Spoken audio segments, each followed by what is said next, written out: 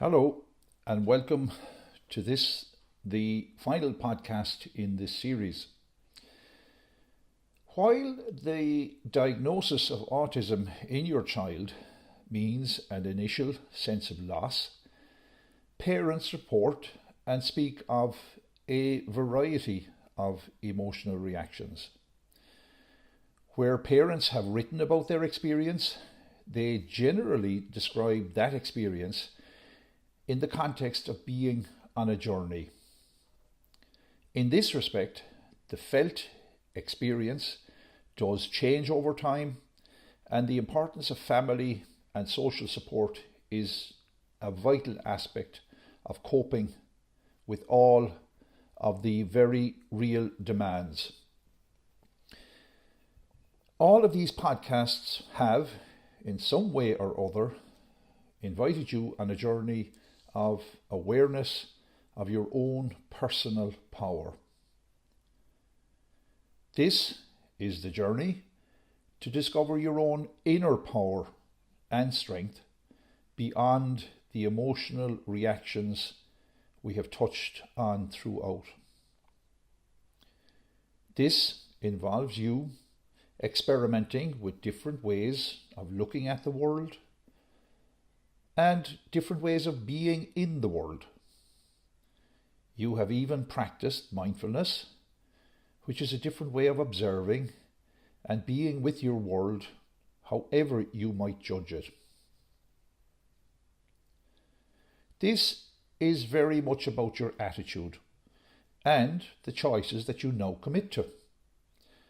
Viktor Frankl, a man who survived the horrors of a Nazi concentration camp during World War II, said once, "Everything can be taken from a man but one thing, the last of human freedoms, that is, to choose one's attitude in any given set of circumstances, to choose one's own way." What way do you now choose? This way is about the choices you make and the habits you develop to reconnect perhaps to your own power and energy.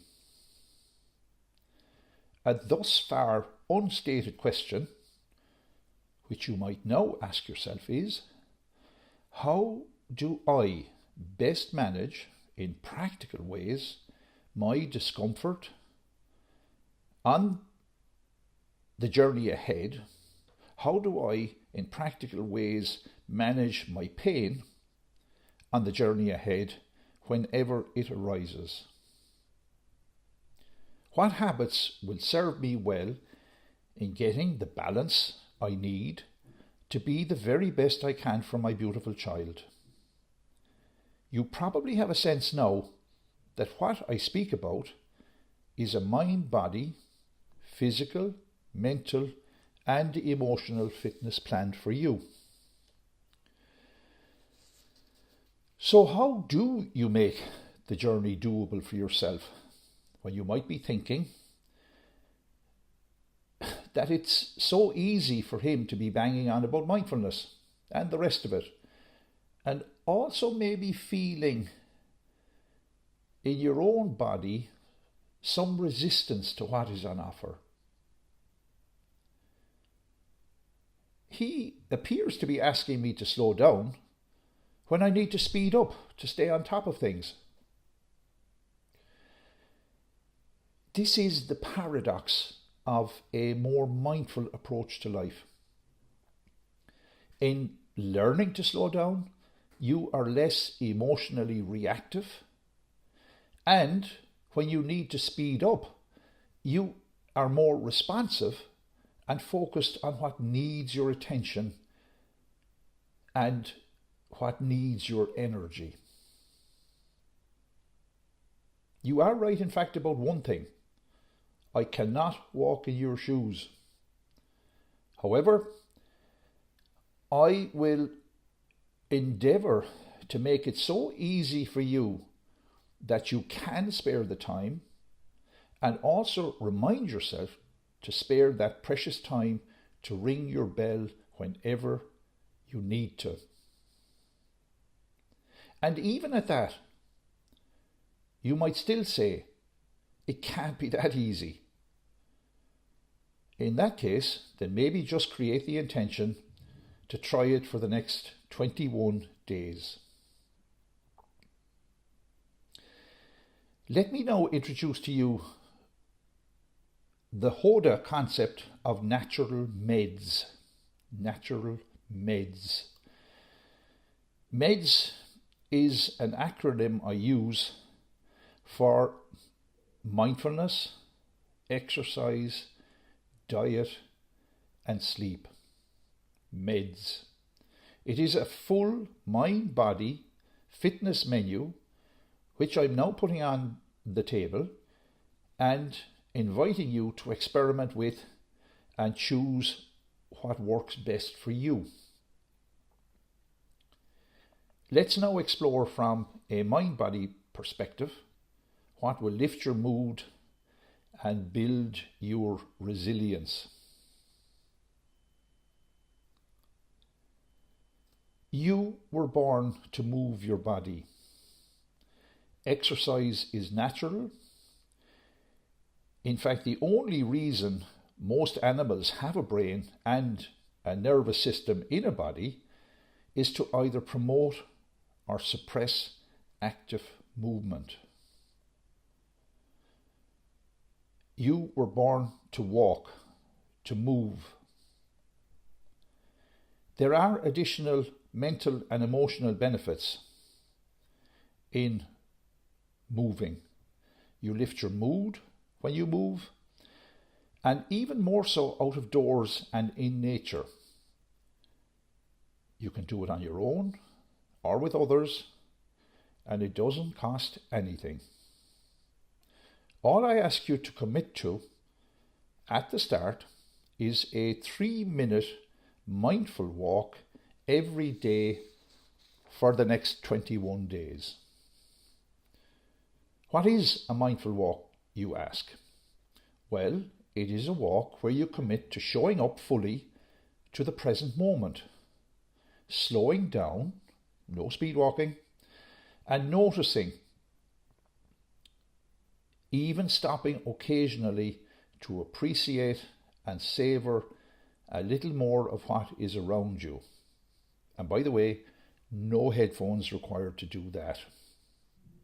What are you seeing, hearing, smelling, touching, even feeling as you go, one step, one breath at a time?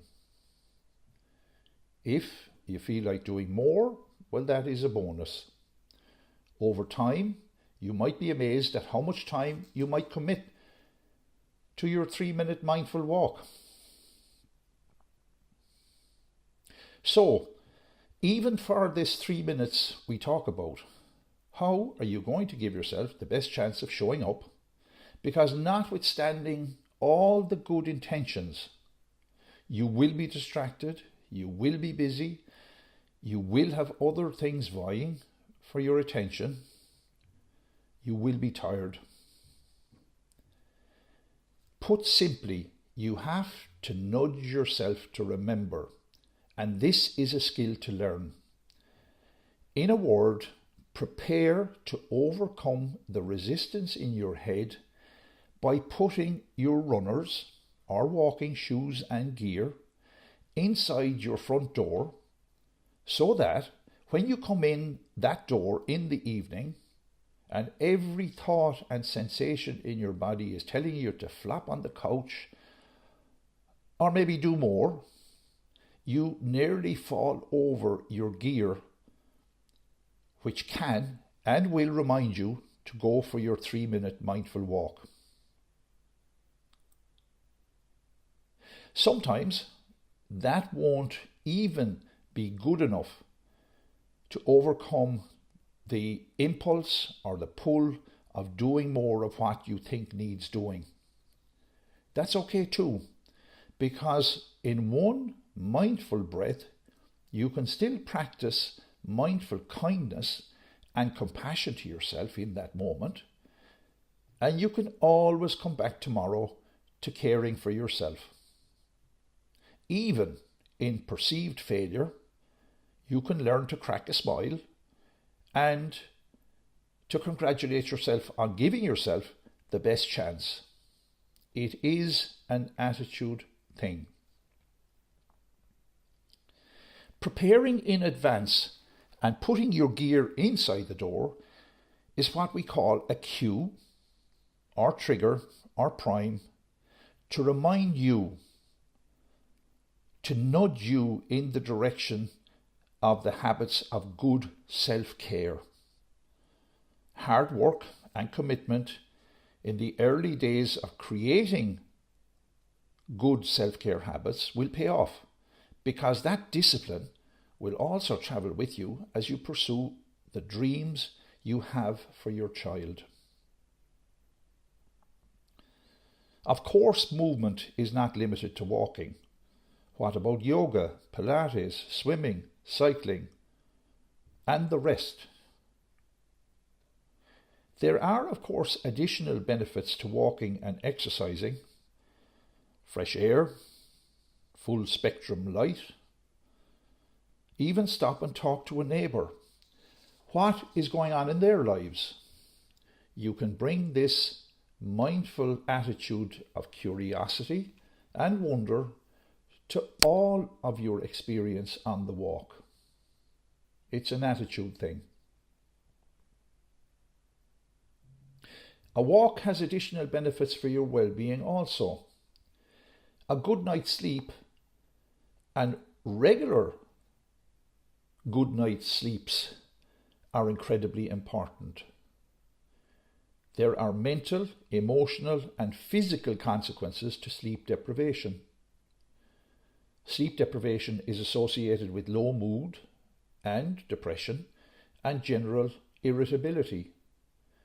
Lack of sleep also affects your memory and even your relationships. By taking care of sleep quantity, quality, and regularity, you enhance the amazing healing properties of sleep for your mood and well-being. Full stop. Diet and nutrition is another element of your natural meds and an area worth your attention in this mind-body fitness program. What you put into your body matters. The convenience food lifestyle might appeal to someone who perceives themselves to be time challenged.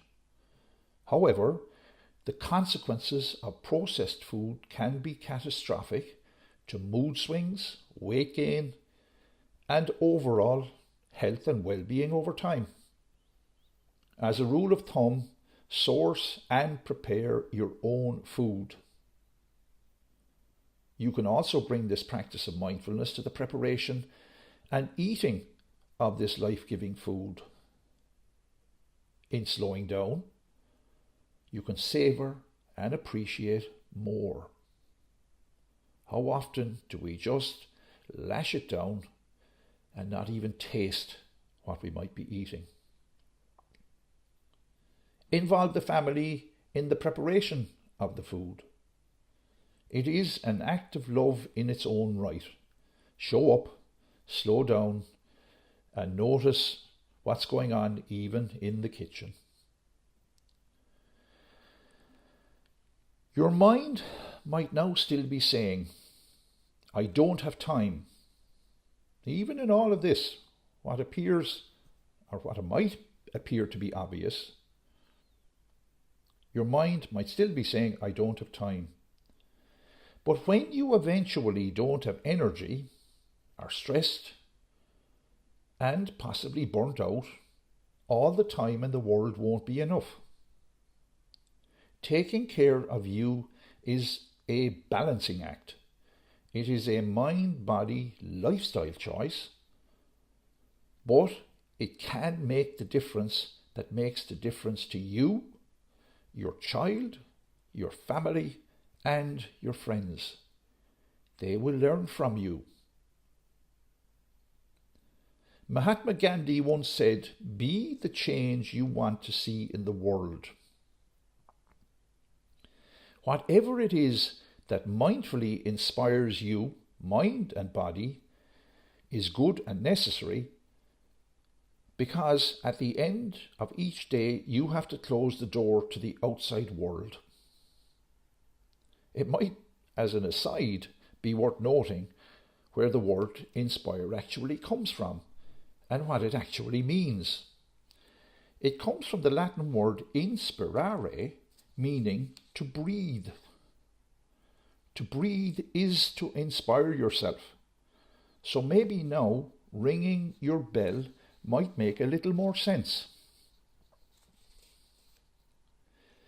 Nobody is going to force you to take your natural meds. Nobody is going to force you to take the 3 minutes to practice ringing your bell or go for your 3-minute mindful walk for the next 21 days. Nobody is going to ensure that you get enough sleep or eat well. Only you can remind yourself to practice the habits of hope and resilience and what we called previously bounce back ability.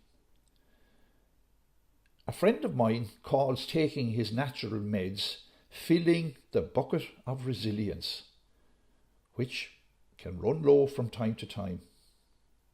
It is a bit like weaving your parachute in preparation for the inevitable setbacks, uncertainty, and unfairness of life. Having a parachute might make the landing more bearable instead of a crash. It might make the discomfort and pain of it all more bearable. Having no parachute does not make sense. Taking your natural meds is to begin weaving your parachute and in the process filling your bucket of resilience. One last invitation is to explore and maybe further explore the power of the nudge. Sometime in the next few days, go to your local stationery shop and get yourself a packet of small, adhesive, round green labels. You might have been wondering what the picture on the website was about. When you have your green labels, start thinking about where you might put a few of them to remind you to show up, slow down, and notice what needs your attention. And all with this attitude of curiosity and wonder. It might even remind you to inspire yourself to ring your bell more often. Thank you so much for listening to these podcasts. Thank you for travelling this far. I cannot walk in your shoes, but I can walk with you. Hopefully, you might now have a little more of the clarity we mentioned in the first podcast, and hopefully this makes a little more sense to you.